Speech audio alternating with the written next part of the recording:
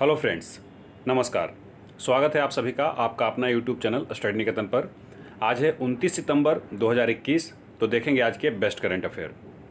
World Rabies day, तो ये प्रत्येक वर्ष सेलिब्रेट किया जाता है जी 28 सितंबर को, World Rabies Day, to raise awareness about the impact of rabies on human and animals, provide information and advice on how to prevent the disease and take efforts to control rabies.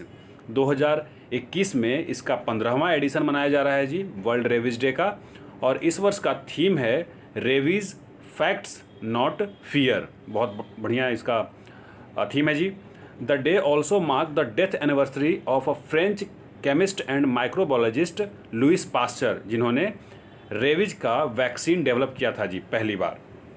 Global alliance for rabies executive director हैं इसके Louis Nel, और global alliance of rabies के जो control foundation हुआ था 2007 में हुआ था जी।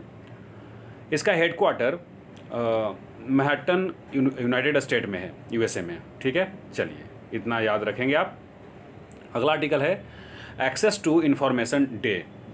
तो भैया 28 सितंबर को, ये भी 28 सितंबर को ही international day for the universal access to information, इसी को जनरली कहा जाता है access to information day is observed. ठीक है, दुनिया भर में। इसके पीछे कारण है to information means that every one has right to seek, receive and impart information for healthy and inclusive knowledge societies. ठीक है, 17 नवंबर 2015 को United Nation educational, scientific and cultural organisation ने इसे डिक्लेयर किया था जी एक्सेस टू इंफॉर्मेशन डे। बात UNESCO की आई है तो इसके बारे में जानिए। हेडक्वार्टर पेरिस, फ्रांस में है। यूनेस्को के हेड हैं ऑड्रे अजेलो, और 16 नवंबर 1945 को इसका फाउंडेशन हुआ था जी। आगे बढ़ें। Audit bureau of circulation ABC, तो chief marketing officer of United breweries को, इनका नाम है देबावत्रा मुखर्जी, इनको एनोनिमसली इलेक्ट किया गया चेयरमैन ऑफ ABC यानी ऑडिट ब्यूरो ऑफ सर्कुलेशन 2021-22 के लिए जी। मैं बता दूं कि प्रताप जी पवार को भी डिप्टी चेयरमैन चुन लिया गया है जी काउंसिल के द्वारा। ठीक है, तो आपको इनका फ़ोटो मैं दिखा दूंगा। अच्छा, ABC के बारे में बता दूं मैं आपको। ABC का फाउंडेशन हुआ था 1948 में, आप फोटो देख रहे होंगे, और इसका हेडक्वार्टर मुंबई में है जी। चलिए आगे बढ़ते हैं।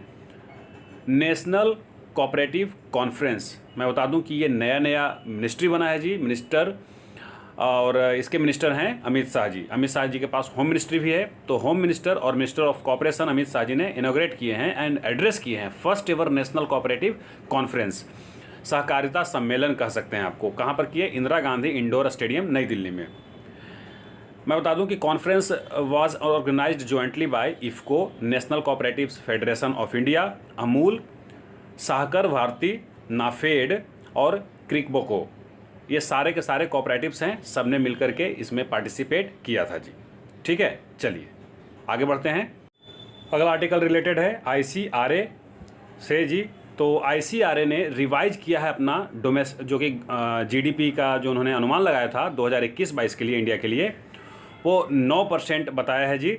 इससे पहले उन्होंने 8.5% यानी 8.5% बताया था। ठीक है, इन्होंने इसलिए 9% बताया क्योंकि इनको पता है कि थर्ड वेव का पोटेंशियल से पहले इन्होंने जो वैक्सीनेशन हो गया है उससे इंडिया का इकोनॉमिक ग्रोथ बढ़ेगा जी। ICRA Gurgaon based credit rating agency है, जिसका 16 जनवरी 1991 में बना था। N शिवारमन इसके CEO हैं जी। मैग्नस कार्लसन, बहुत ही फेमस नाम है, आप जानते होंगे इनको, ये विश्वनाथन आनंद से भी टक्कर ले चुके हैं। ये चेस खिलाड़ी हैं जी, स्टार हैं, और इनको ग्लोबली ब्रांड एम्बेसडर बनाया है जी मास्टर कार्ड ने। फोटो आप देखिए। ठीक है, ये नॉर्वे के हैं, और इनको अब जैसे लियोन मेसी को बनाया जा चुका है, नोमी ओसाका को बनाया जा चुका है, क्रिस्टल डून और डैन कार्टर को, उसी प्रकार से इनको ग्लोबल ब्रांड एम्बेसडर बनाया गया है जी। ठीक है, मास्टर कार्ड का हेडक्वार्टर न्यूयॉर्क USA में है, और माइकल माइबैक इसके प्रेसिडेंट हैं जी मास्टर कार्ड के। अगला आर्टिकल है एशिया मनी 2021 पोल। तो इस पोल में HDFC बैंक को रिसीव किए हैं मोस्ट वोट, और इनको लिस्टेड कंपनीज इन इंडिया के अवार्ड भी मिला जी, ठीक है। Overall most outstanding company in India, ठीक है, ये अवार्ड इनको इस पोल के जरिए दिया गया। This is in addition to the bank being voted most outstanding company in India banking sector में, ठीक है, for the fourth consecutive year 2018, 2019, 2020 और 2021 लगातार 4 बार से ये टॉप पे आ रहे हैं जी इस एशिया मनी पोल में। चलिए डिटेल से HDFC बैंक के बारे में बता दूं, ठीक है।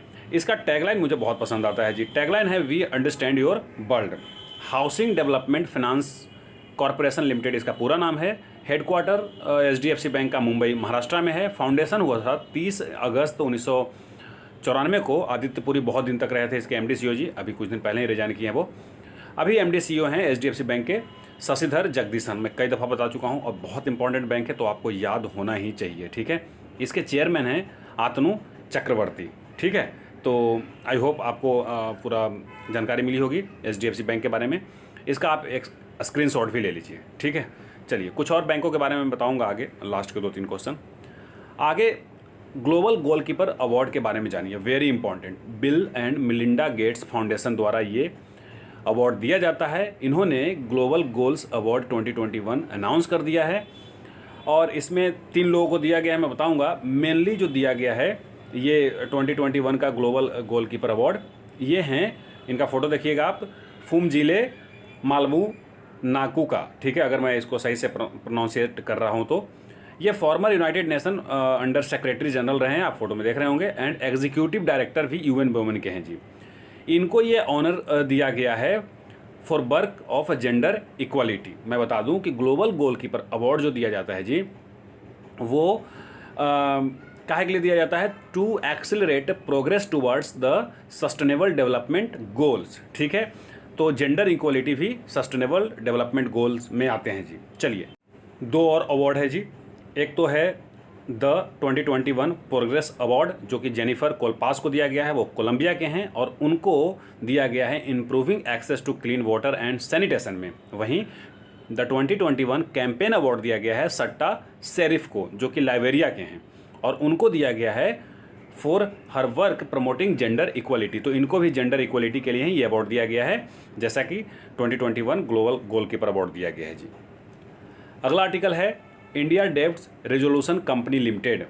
तो मैं बता दूं कि इसका आप नाम समझ लीजिए बैड बैंक से। तो इंडियन गवर्नमेंट ने एक बैड बैंक स्थापित किया है, उसका नाम थोड़ा अच्छा दे दिया गया है, India debts resolution company limited, ठीक है, IDRCL। ये वर्क करेगा जी tandem with the national asset reconstruction company limited to clean up bad loan. जो लोन लेकर के बाहर चले जाते हैं या फिर कोई लोन लिए और चुका नहीं पा रहे हैं, अपने आप को दिवालिया घोषित कर दिए, तो उनसे ये लोन वापस दिलवाएगा जी। Bank of Baroda, Punjab national bank, bank of India, bank of Maharashtra, union bank of India, Canara bank, Indian bank, IDBI bank इसके स्टेक होल्डर हैं जी, ठीक है। चलिए आगे बढ़ते हैं। अगला आर्टिकल है यस बैंक से रिलेटेड। तो यस बैंक ने वीज़ा के साथ पार्टनरशिप करके क्रेडिट कार्ड इशू किए हैं जी। आपको बता दूं कि कुछ दिन पहले RBI ने मास्टर कार्ड पर बैन लगाया था, तो अब इन्होंने वीज़ा कार्ड के साथ ये पार्टनरशिप किया है। को branded card come with 9 credit card variant, अलग अलग टाइप के ये कार्ड देंगे। यस बैंक के बारे में बता दूं, हेडक्वार्टर मुंबई महाराष्ट्र में है। MD और CEO प्रशांत कुमार हैं जी, ठीक है। ये अलग अलग वेरिएंट के कार्ड निकालने वाले हैं इसके साथ मिलकर के। अगला आर्टिकल है फेडरल बैंक से रिलेटेड। तो फेडरल बैंक ने अनाउंस किया है, टाई अप किया है एक्चुअली वन कार्ड के साथ for mobile first credit card, mobile first credit card के लिए, और उन्होंने टारगेट किया है जी यंग पीपल को, खास करके टैक्स सेविंग पॉपुलेशन के लिए। फेडरल बैंक ने टारगेट इसलिए किया है क्योंकि अभी फेस्टिव सीजन आने वाला है, तो 23 से 35 वर्ष के आयु के बीच के लोगों को ये क्रेडिट कार्ड देगा फेडरल बैंक। तो फेडरल बैंक के बारे में बता दूं, MD CEO इसके श्याम श्रीनिवासन हैं। अलुवा केरला में इसका हेडक्वार्टर है। KP हॉर्मिस इसके फाउंडर हैं। 23 अप्रैल 1931 को इसका फाउंडेशन किया गया था। तो बहुत ही पुराना बैंक है, करीब 90 साल हो गए। वाणिज्य सप्ताह वेरी इंपॉर्टेंट। तो मैं बता दूं कि कॉमर्स मिनिस्ट्री ने इस डिसाइड किया था सेलिब्रेट करने के लिए 20 से 26 सितंबर तक, जो कि मनाया जा चुका है, ओवर हो चुका है। कॉमर्स मिनिस्ट्री कौन है जी? पीयूष गोयल जी हैं, बिल्कुल सही। इन दिस सप्ताह many programmes and events will be organised to showcase India's rising economic force across the country.